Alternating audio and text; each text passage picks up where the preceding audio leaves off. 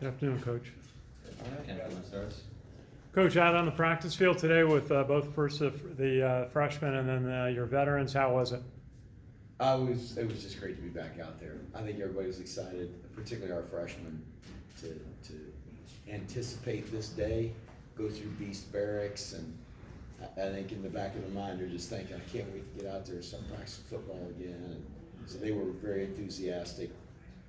Obviously a long way to go, both mentally and physically with those guys, but I'm excited to see them out there. And I like splitting the practices like we do.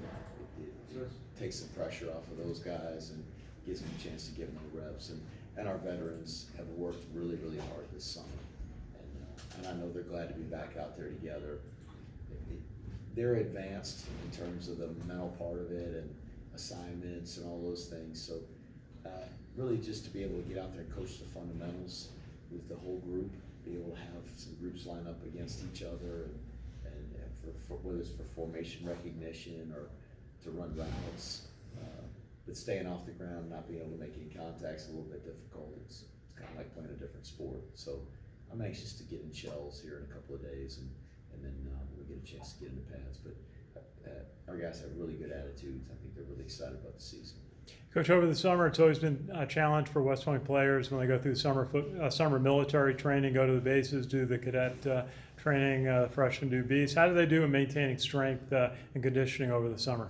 The veterans did a really good job, and credit to our academy. They're finding ways for our guys to accomplish all of those missions, all of those peg points that they've got to complete before they graduate, and doing it in a way that it's not completely taxing their body and they're not losing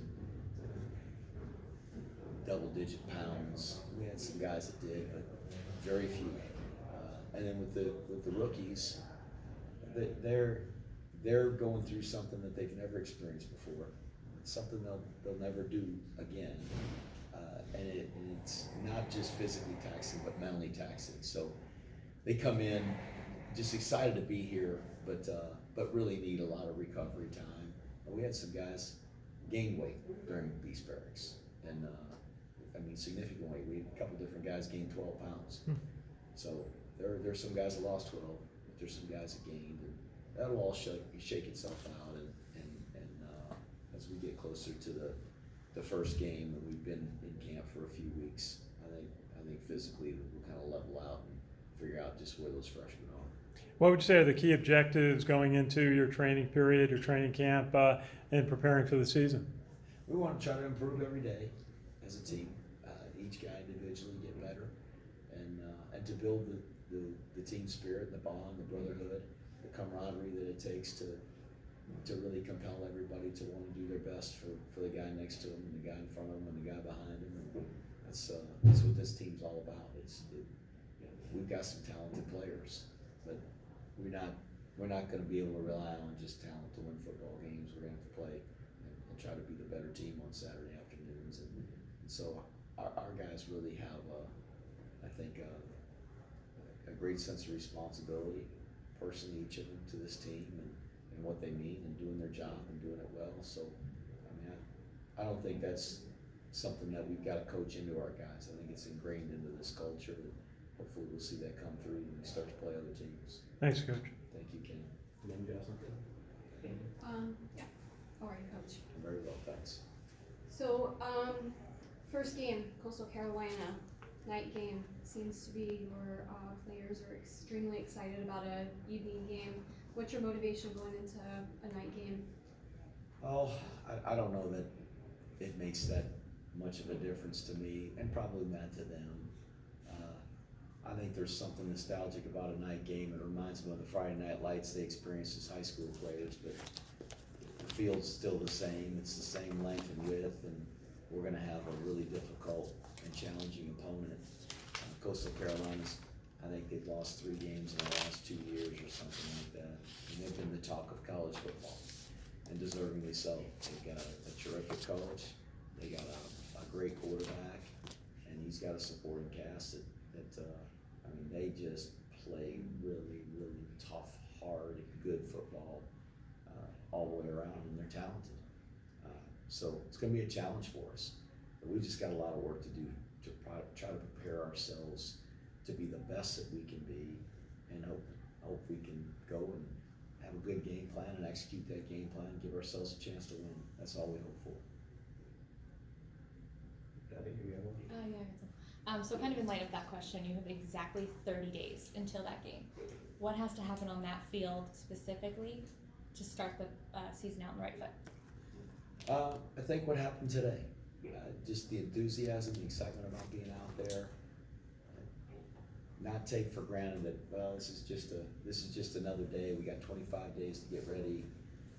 We've got to maximize every day and get the most out of every practice. And I felt like our team approached it that way, and I thought they did a good job with today's practice. The key will be sustaining that as we go through camp. Tomorrow we're going to be back out there in helmets only, and then we'll have 3 practices in shells. And as we start to go through the grind of camp, and then start school, and we've got 3 weeks essentially before we play once we start school, that they don't get into that routine of just punching the clock and coming up here and putting time in, really maximizing every day. And if we'll do that, then I think we'll have ourselves as prepared as we can be. Yeah, absolutely. So recently there's been a lot of hype around Andre, understandably so. He had an awesome season last year. How do you keep him laser focused on the next 5 months when all those awards flesh themselves out in December, January? I mean, what does he got to do to stay locked in the meantime to kind of get to the season? That's just who he is. He's a guy that every day after practice comes up and sees Coach Woody and wants feedback. Every day.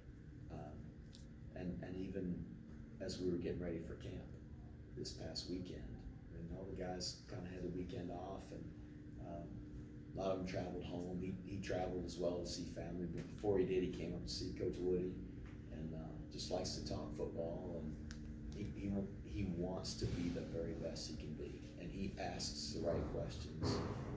He knows there's still room for improvement. That's a great thing about Andre. He's really talented. He had a bunch of sacks last year and really made a difference for our team, but he realizes that he can get better, and there are a lot of things that he can do better, and if he'll do those, then he'll have another good year. Can I put you on the spot? What does he need to do better? Just from your expert opinion. I think there's just overall things that he can do in his position that will make him more effective. Certainly his strength, the technique and fundamentals he uses to defeat a one-on-one block. A lot of times last year, he found himself coming off of an edge with maybe a back coming at him, or a guy coming out late in protection. I think obviously, for obvious reasons, there'll be people paying a lot more attention to number 34. And so he's gonna have to just hone those skills as a pass rusher, and his hands and his pad level, and those are the things he works on every day, and those are the questions he asks, and that's the film he wants to watch of himself and other guys, and dropping in coverage and being effective in that part of it. He's a long guy, 6'7", and long guys typically they don't have those rocket fast feet like a smaller guy does. So I think just his quickness and speed, those are all things that he can continue to improve, and he knows that. You think he can top 15.5 sacks? I don't know. That's a lot of sacks. It is. I mean, it's per game #1 in the country, and #2 only to a guy that played on, in the national championship, and I think played at least 1, maybe 2 games more than him. So it was a great year for him. Credit to Coach Woody and Coach Lewis and the defensive staff for creating ways for him to be able to take on a guy one-on-one, to get turned loose, to be able to make a play. But most of the credit goes to Andre. He's a really hard worker. And even beyond the sacks, the great tip that he had against Air Force, we picked off, and I believe it was Cam Jones picked that thing off and ran down the sideline with it. That was a great play, and I don't know if he's an inch shorter if he makes the play. It was a great play, made a difference in the football game, and so if he'll continue to make plays and continue to improve like that, whether he gets 15.5 sacks or not, I think he's going to help us win some football games. Perfect. And I got one more really quick one. 3 adjectives that you would use to describe Marquell as a captain and team leader. Adjectives. Dynamic.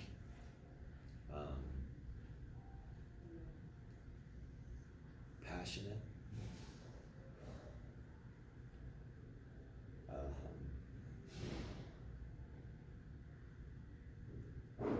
Relentless. Okay, thank you so much. Thank you.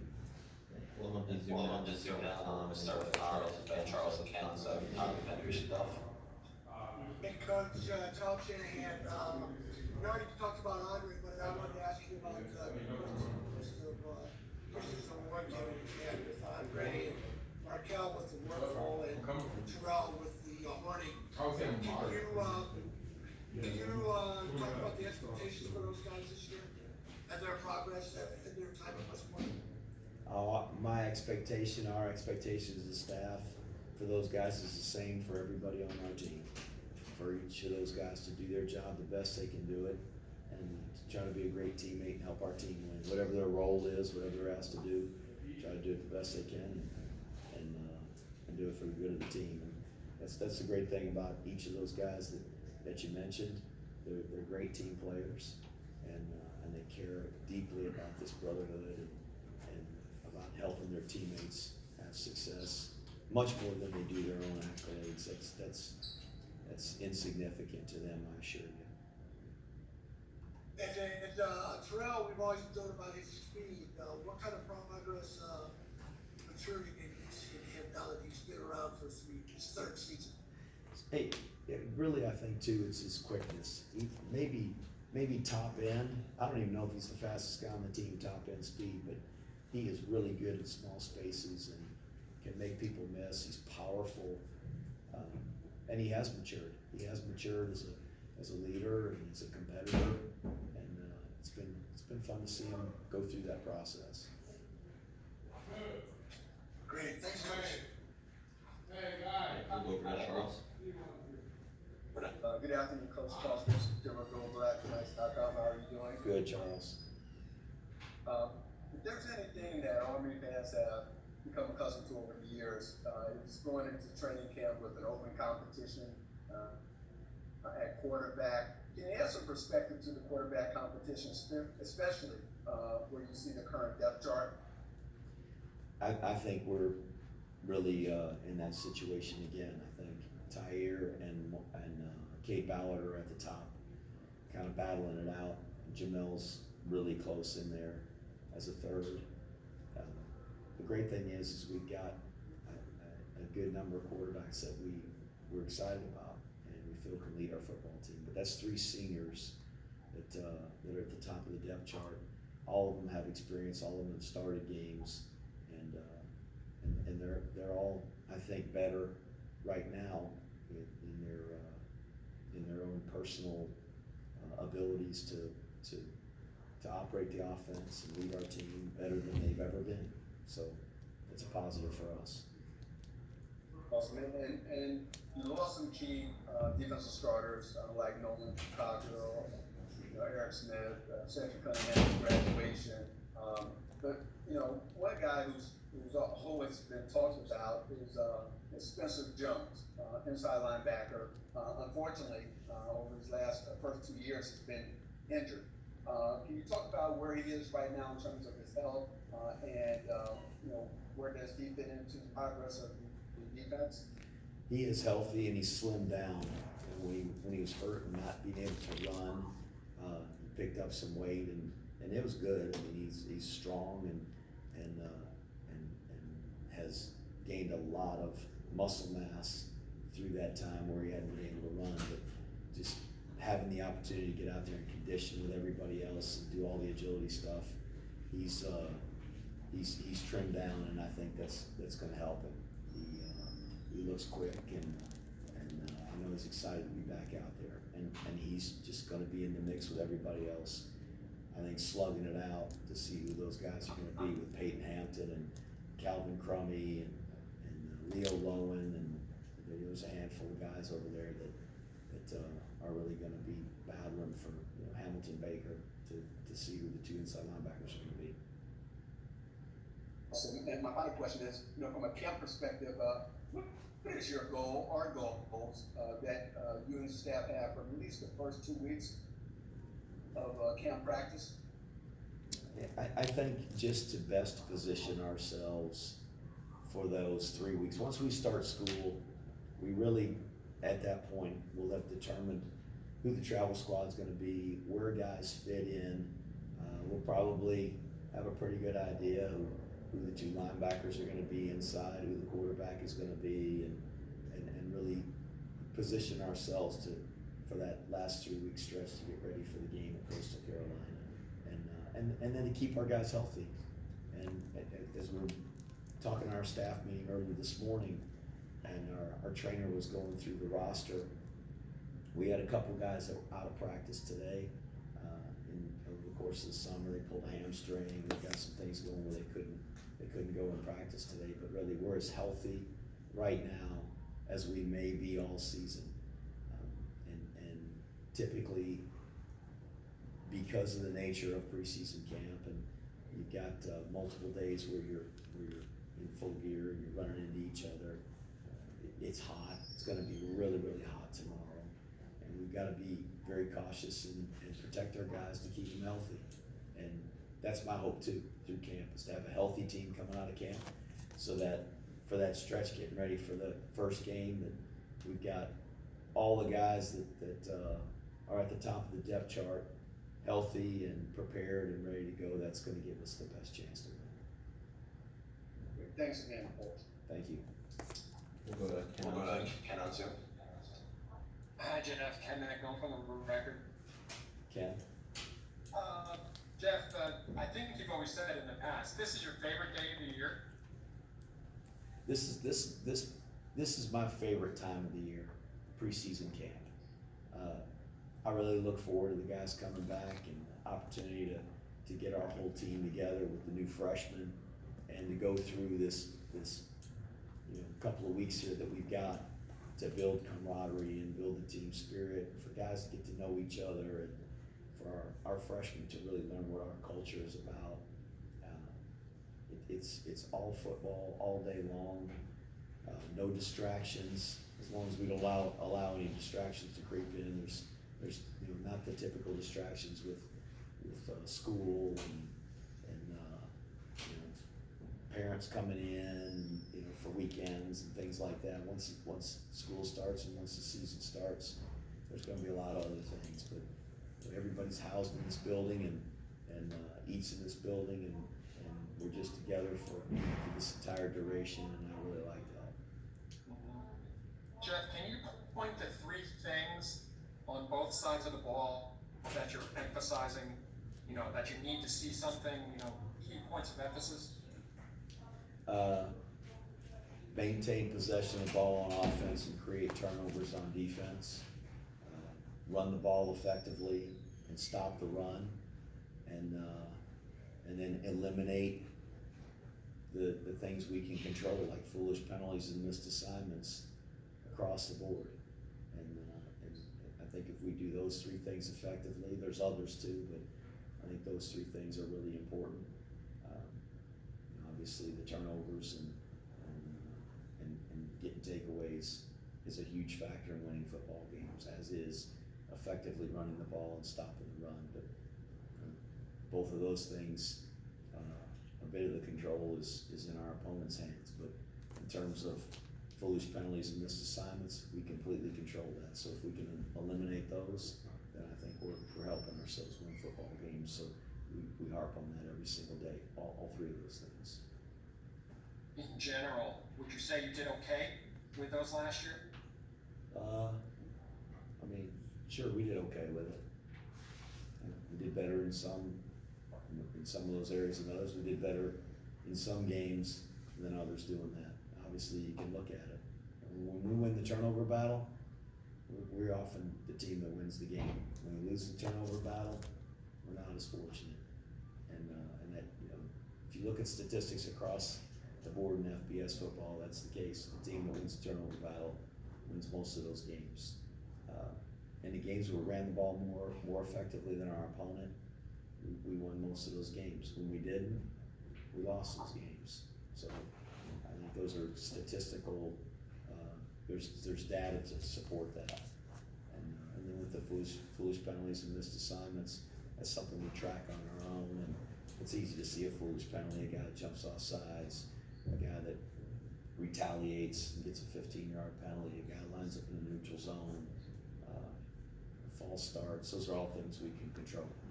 And those things can sometimes either stop drives on offense or help our opponents sustain drives. So we want to eliminate those. And we did good sometimes, and sometimes we weren't so good. As you head into camp, is there one position group that you're most concerned with or most curious about? Oh, I don't know. I'm kind of curious about all of them, but we've got, as was mentioned, we've got some new starters. We've got some guys, that went on and graduated. So I'll be anxious to kind of see what the competition looks like there and who steps up. That's it, everyone. Thank you. And the last thing is, from the position, following on Charles' question, Tyre, obviously you've seen a lot of live snaps. Cade, not so much. What do you do about getting Cade up to, up to speed or up to experience? Well, I think like Tyre, when Tyre first started playing, he didn't have much experience and wasn't in the game much either. So sometimes they just get thrown to the fire. But I promise you that Cade Ballard's been in enough big football games, has played enough football that nothing's going to rattle him. That's a guy that has started 32 games in his career as a high school player and a college player, and he's 32-0 as a starter. So if he's our starter, I sure hope that'll last. He's 30-0 as a high school player, 2-time player of the year in his state. Started 2 games for us in 2020. We won them both. Nothing's going to rattle that guy. So he's prepared, and he's preparing himself to be the starter. And if he is, I assure you we're going to have complete confidence in him. Last one. Thanks, Jeff. Coach, just a quick question. When do you expect to have your first real scrimmage? When is it? Next Saturday. So not this coming, a week from Saturday. Okay, thank you. You got Thanks, it. everyone. Okay. That's it for Coach. Name. Thanks for your time, Coach.